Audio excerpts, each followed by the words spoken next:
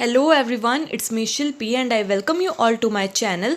आज हम economic botany का पार्ट सेकंड करेंगे, जिसमें हम पढ़ेंगे ऑयल यील्डिंग क्रॉप्स, मतलब कि ऑयल सीड क्रॉप्स, ऐसे क्रॉप्स जिससे हमको ऑयल प्राप्त होता है। देखिए, ऑयल, फैट्स और वैक्स ये ह्यूमंस द्वारा एंशियंट टाइम से यूज़ में ली जा रही है। ठीक है, चाइनीज़ और इंडियंस अवेयर थे, उन्हें पता था कि कौन से वेजिटेबल क्रॉप्स है जो इसमें से ऑयल एक्सट्रैक्ट हो सकता है। तो since pre historic times they were known to extract vegetable oils. समझ गए इतनी सी बात। जो ओल्ड चाइनीज़ प्रेस थी दे वर ड्राइवन बाय मैन पावर, और जो इंडियन प्रेसेस थी, जैसे कि उसे कहा जाता है घानी, चेकू, कोलू, ये सब बुलॉक्स द्वारा चलाई जाती थी। और अभी तक भी ऑयल कहीं जगह पर, आप विलेजेस में चले जाओ, आपको घानी दिखेगी जहाँ पर बुलॉक्स ऑयल एक्सट्रैक्ट करते हुए दिखेंगे। देखिए, वेजिटेबल ऑयल्स और फैट्स क्या होते हैं? They are triglycerides of complex organic fatty acids. और ख़ास बात ध्यान में रखने की ये है कि जो वेजिटेबल ऑयल्स और फैट्स होते हैं उसमें ऑक्सीजन का परसेंटेज लो होता है, इसीलिए वो एटमॉस्फेयर से ऑक्सीजन को एक्सट्रैक्ट करते हैं। ठीक है, इसका बेसिक फार्मूला क्या होता है? CH2COO R1 R2 and R3। देखिए, R1 R2 R3 क्या होते हैं? They are carbon chains of different fatty acids. ठीक है, वो सैचुरेटेड भी हो सकते हैं फैटी एसिड, अनसैचुरेटेड भी हो सकते हैं। कई बार क्वेश्चन पूछा जाता है सैचुरेटेड और अनसैचुरेटेड फैटी एसिड्स के डिफरेंस पर।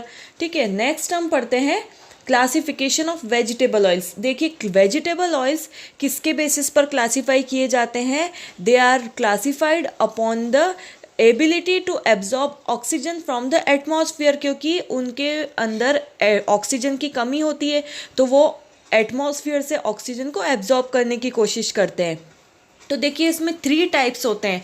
फर्स्ट होता है नॉन ड्राइंग ऑयल्स, मतलब वो सूखते नहीं है ऑयल्स। ठीक है, ड्राई नहीं हो जाते हैं, विस्कस नहीं हो जाते, थिक नहीं हो जाते, जैसे हैं लिक्विडी फॉर्म में वैसे ही रहते हैं। उसका आयोडीन नंबर लेस देन 100 होता है, और उसमें आते हैं groundnut oil, palm oil, olive oil, castor oil, rapeseed oil and almond oil. ठीक है, सेकेंड होते हैं सेमी ड्राइंग ऑयल, जिसका आयोडीन नंबर 100 से 130 के बीच में होता है।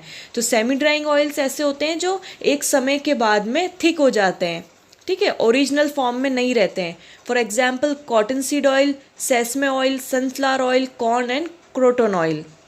थर्ड होते हैं ड्राइंग ऑयल्स, जो एक समय के बाद में ड्राई हो जाते हैं। ठीक है, जिसका आयोडीन नंबर 130 से ज़्यादा होता है, जैसे linseed oil, soybean oil, tung oil, safflower oil and hemp seed oil. ये इसके एग्जाम्पल है। ये हमने क्लासिफिकेशन कर लिया वेजिटेबल ऑयल्स का। अब नेक्स्ट हम पढ़ेंगे एसेंशियल ऑयल और वेजिटेबल ऑयल्स के बीच में क्या डिफरेंस है। देखिए, essential oil they volatilise at room temperature, मतलब ये भाप बन के उड़ जाते हैं रूम टेम्परेचर पे, जबकि वेजिटेबल ऑयल्स ऐसा नहीं करते हैं। सेकेंड है essential oil can be distilled without being decomposed, और vegetable oils can not be distilled without being decomposed. Third है एसेंशियल ऑयल कभी भी पेपर पर एक ग्रीसी स्टेन नहीं करते, जैसे कि आपने कभी देखा होगा लेमन सीड ऑयल है, कॉटन हिप ऑयल है, और जैसे कि लेवेंडर ऑयल है, ये सब एसेंशियल ऑयल्स है। ठीक है, कभी भी इसको पेपर पर एक ड्रॉप डाल के देखना, तो ये उड़ जाएंगे भाप बन के, ये ग्रीसी स्टेन फॉर्म नहीं करते। जबकि परमानेंट ग्रीसी स्टेन कौन फॉर्म करता है? Vegetable oil. जैसे हमने कभी पकौड़े तले, उसके बाद में उसको टिश्यू पेपर पे सोक किया, तो वहाँ एक ग्रीसी मार्क रह जाता है। ठीक है, essential oil does not form soaps with alkali, where vegetable oils form soaps with alkali. ठीक है, एसेंशियल ऑयल का बहुत स्ट्रॉन्ग ओडर होता है, बहुत स्ट्रॉन्ग फ्रेगरेंस होती है, जबकि वेजिटेबल ऑयल्स की स्ट्रॉन्ग फ्रेगरेंस नहीं होती है। Essential oil they do not become rancid, मतलब इसका ऑयल ख़राब नहीं होता है, लेकिन अगर वेजिटेबल ऑयल को ओपनली एयर में रख दिया जाए तो एक समय के बाद में वो ऑयल ख़राब हो जाता है, बहुत बुरी स्मेल आती है उसमें से। ठीक है, ये रेंसिडिटी होती है। नेक्स्ट हम पढ़ेंगे, स्टार्टिंग करेंगे ऑयल सीड क्रॉप्स में। फर्स्ट है हमारे सिलेबस में ग्राउंड नट ऑयल, जिसका बॉटनिकल नेम है एरेकिस हाइपोजिया। ये कौन सी फैमिली से बिलोंग करता है? ये फेबेसी, जिसका ओल्ड नेम है लेग्यूमिनोसी फैमिली से बिलोंग करता है, और वर्नेकुलर नेम है ग्राउंड नट पीनट, जिसे हिंदी में मूंगफली भी कहते हैं। इस की बॉटनी हम इस प्रकार पढ़ते हैं कि ये एक हर्बेशियस ग्रीन एनुअल प्लांट है जिसका टैप रूट सिस्टम है, लेकिन लेटरल रूट्स क्या बनाती है, रूट नोड्यूल्स बनाती है। स्टेम होती है सिलेंड्रिकल, हैरी, और बाद में एज जब बढ़ती है इस प्लांट की तो ये एंगुलर हो जाती है स्टेम। लीव्स इसकी पिनेट होती है, फ्लावर्स पेंटामेरस फॉर्म में होते हैं, कोरोला येलो होता है, स्टेमन्स मोनोएडल्फस होते हैं, मतलब एक ही सर्कल में अरेंज रहते हैं, 10 स्टेमन्स होते हैं। और फ्रूट कैसा होता है, पॉड। ये हमने पहले पढ़ चुके हैं लेग्यूमिनेसी फैमिली के कैरेक्टरिस्टिक फीचर्स, जब हमने 3 फैमिली सब फैमिलीज पढ़ी थी, पेपिलियोनेटी, सिजलपिनोइडी और माइमोसेसी। तो फ्रूट कैसा होता है, इनका पॉड होता है। इकोलॉजी पढ़ लेते हैं इसकी। ये बेस्ट किस पर ग्रो करती है, सैंडी लोमी सॉइल पर, एक खारिफ क्रॉप की तरह इसे ग्रो किया जाता है, और ये एटमॉस्फेरिक नाइट्रोजन को फिक्स करने में भी हेल्प करती है। और इसको वीट, पैडी, बाजरा, कॉटन के साथ रोटेशन में ग्रो किया जाता है। और ग्राउंडनट प्लांट की मैच्योरिटी होती है 120 से 135 डेज के बीच में। ठीक है, यूज़ क्या रहते हैं, groundnut haulms are used as cattle feed. देखिए जब ग्राउंडनट निकाल ली जाती है तो ऊपर की लीफ होती है और छोटे छोटे स्टेम्स होते हैं, उसको कैटल फीड के रूप में यूज़ किया जाता है।